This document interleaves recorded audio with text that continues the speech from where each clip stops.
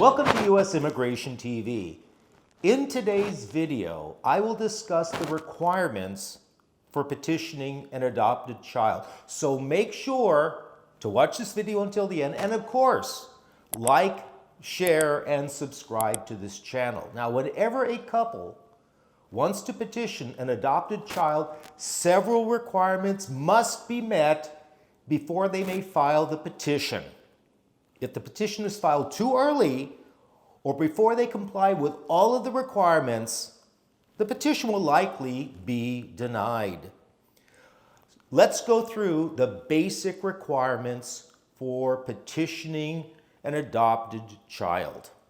Number one, adopt the child before their 16th birthday. Ordinarily, this means obtaining a final adoption order or decree before the child's 16th birthday. Now, for the Philippines, it could be based on the filing date of the petition rather than the final order, which is a great benefit.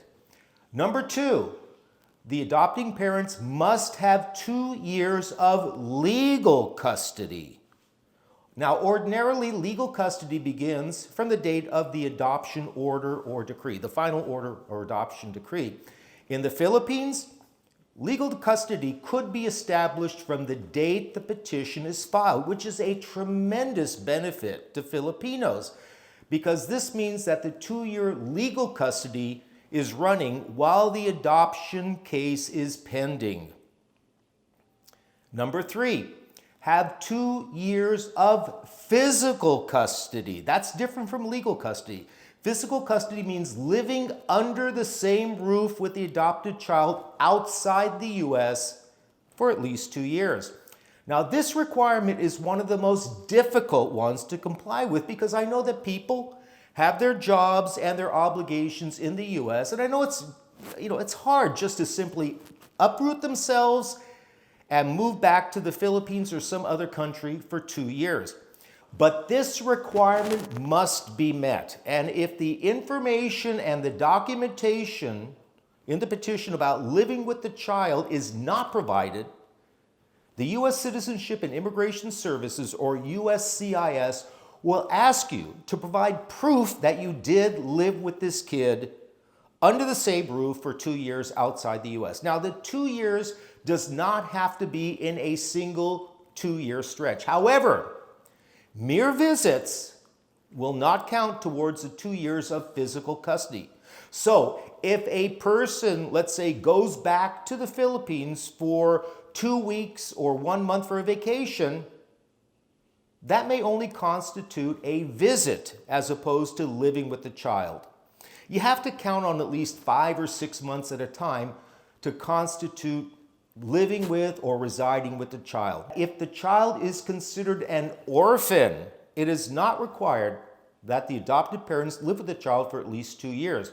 However, they would have to go through a different procedure under the Hague Convention. And I want to be clear that this video does not deal with a Hague Convention orphan adoption or petition. Another important requirement, number 4, is the adoptive parents must exercise primary parental control over the child. And I know that many adoptions are of family members, such as grandchildren, nieces, nephews, etc. Now, ordinarily, the biological parents should no longer have any contact with that adopted child. If the adopted child continues living with their biological parents or have substantial contact with their biological parents, it could create problems and possible denials of the petition. And it could be compared to, let's say, somebody who, let's say, divorces their spouse, marries a U.S. citizen, but keeps living with the former spouse. In that case, wouldn't it look like the marriage was fixed? Because here you are, married to a U.S. citizen, but you're still living with your ex-spouse. So in the same way, if a child continues to live with their biological parents, it could look like a fixed adoption. And I've seen many cases where the embassy will send investigators to the neighborhood to check on the living arrangements and conditions of the child, and to determine if they are living with or have contact with the biological parents, or whether the adoptive parents are truly exercising primary parental control. Now, I want to be clear, because I hear this a lot, that adopted parents believe that they exercise primary parental control, or they're residing with the child because they send money back for the child's support. Sending remittances does not satisfy that requirement of living with the kid together, because after all, let's say for the Philippines, billions of dollars are sent from around the world in remittances to family members in the Philippines. It doesn't mean that the people sending the remittances are adopting them.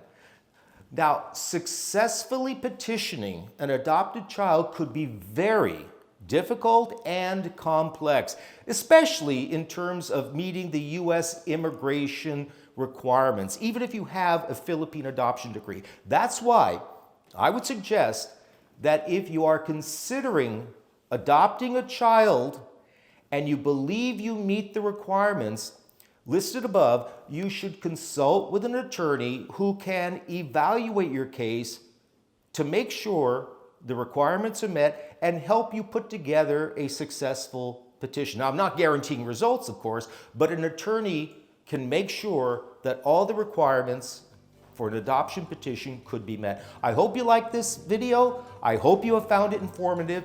If not for yourself, maybe for somebody you know, a family member or a friend who's thinking about adoption. So please, to make sure to like, share, and subscribe to this channel. I am Michael Gurfinkel, and thank you for watching U.S. Immigration TV, and I will see you on my next video.